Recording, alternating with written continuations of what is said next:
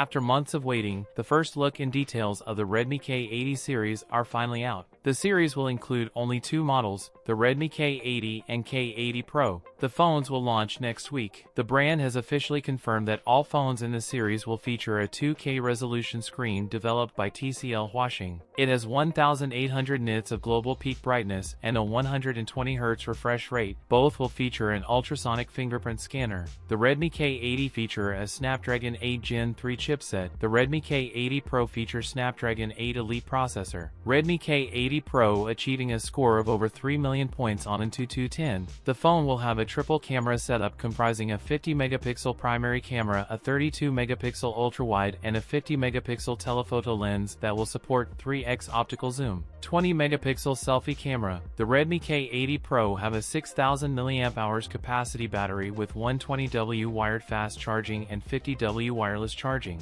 The Redmi K80 and K80 Pro, which could be rebranded as the Poco F7 and F7 Pro in markets outside of China in 2025. That's it for today's video. If you enjoyed it, don't forget to like, comment, and subscribe for more content. Thanks for watching, and I'll see you in the next one.